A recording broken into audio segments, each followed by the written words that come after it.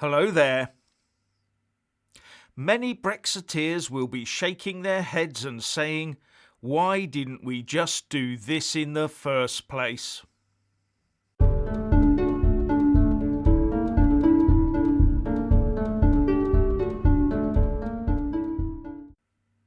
Firstly, please subscribe and like this video to give my channel a boost, and I'm always uploading new content, so please do check back daily, and a big thanks to my Patreon and PayPal supporters.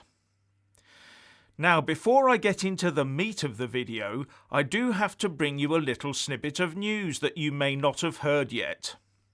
The Independent Parliamentary Standards Authority, or IPSA, the body that works out the next obscenely high pay rise MPs get, has today sent all members of Parliament a letter.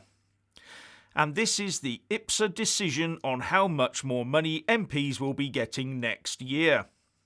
And the two interesting paragraphs in the letter from the interim chair of IPSA, Richard Lloyd, are as follows. The unprecedented impact of the COVID pandemic has had an unexpected but different effect on public and private sector earnings. It is clear that applying the forthcoming official statistic for public sector earnings growth would result in a salary increase for MPs that would be inconsistent with the wider economic data and would not reflect the reality that many constituents are facing this year. The IPSA board has therefore decided that the salary for members of Parliament will remain unchanged for the financial year 2021 to 22. No pay rise next year for MPs then. But should things have recovered somewhat by the following year, I wonder if it will be a double rise for them in 2022 to 2023. Lucky for them, their pay isn't linked to GDP or the unemployment rate. Now, I wonder if the red bench polishers in the House of Lords will get a pay rise in their daily allowance. So after all the talking and negotiating, political wrangling and legal shenanigans, we're leaving the EU with no deal. We could have done that in 2016 and we'd now be racing ahead. And Boris Johnson is still pressurising the EU, saying he'll talk to the Commission, to Merkel, to Macron, or to anyone in order to find a way forward. But it appears that Brussels is having none of that, as Merkel and Macron have now decided to self-isolate from Boris. The Independent reports. An EU official has also confirmed that the Prime Minister's attempt to have a three-way call between himself, French President Emmanuel Macron and German Chancellor Angela Merkel was rejected by Brussels after he said on Thursday night he was willing to go to Brussels, go to Paris, go to Berlin, I will go to wherever to try and get this home and get a deal. So who's showing the more willingness to talk? Who's showing the most good faith instead of ducking and diving? And this could well prove crucial later on down the line. And at the end of the day, this is all about control, not about trade. The UK voted to take back control, but the EU is intent on not relinquishing it. But the UK is now moving ever closer to the no-deal exit door. That means we will have taken back control. All except for the concessions we made over Northern Ireland, of course. And the scope of that all depends on what Michael Gove actually agreed on with Maros Šefčovič at the Joint Committee.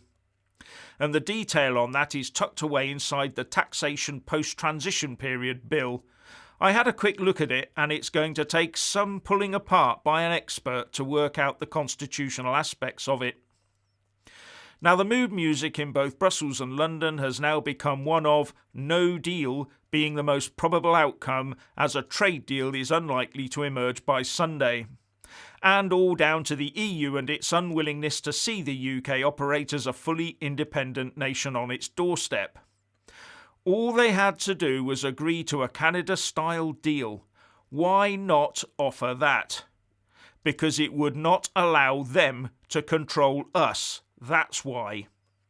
And on that basis, I've worked out the central theme for the rejoiners when they get moving on their campaign. Their straplines will be "Rejoin" and "Give back control at any cost." Then there's "Let the EU feed you with fish," all written down the side of a blue bus resplendent in gold stars. Just about sums it up. You can imagine Blair, Cameron, Adonis, Clark and the rest of them rabbiting on about it, can't you? And we must have the most delicious fish in the world, what with everyone wanting a slice of them.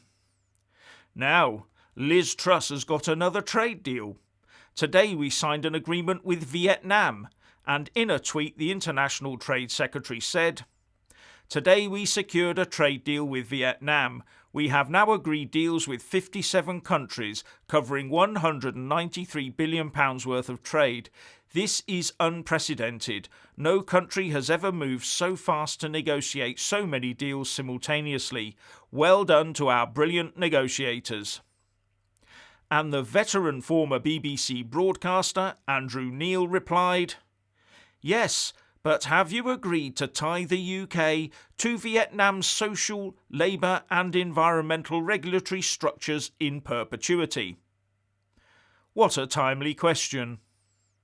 It seems it is easy to do trade deals, except with those that want to control you, not to buy and sell with you.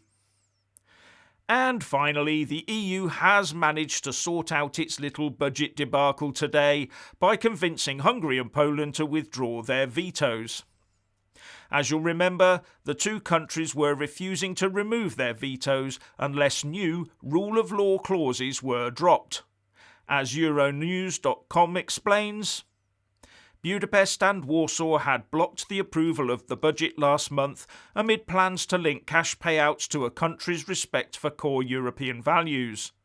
This new mechanism was meant to be used as a tool to monitor and review rule of law in member states, but Warsaw and Budapest had accused Brussels of political blackmailing over the policy. Now, I did say in a video yesterday that the Hungarian Justice Minister, Judith Varga, called this new agreement a victory, and I wondered if it really was a win for Poland and Hungary over Brussels. And Politico.eu reports, in the end, all sides agreed to a compromise negotiated by Germany, the current holder of the presidency of the Council of the EU. Under the deal, the text of the new measure remains unchanged, but will not be used until Hungary and Poland have the chance to challenge its legality in the EU's top court and get a verdict. This means they can now get on with their €1.8 trillion budget and coronavirus rescue package, as well as their €5 billion Brexit emergency fund, which they may well need. Some are calling it a typical EU compromise. But it is also another object lesson that if you want anything out of Brussels, you have to stand firm and allow the clock to run down. Anyway, if you want to hear more from me, please don't forget to subscribe and also press that little bell, or you won't get any notifications. And if you want to see more of me, buy a mug with my mug on it by following the link in the descriptions box below and support me on Patreon or PayPal. So what do you think about all of this? Please share and comment, and thank you for watching.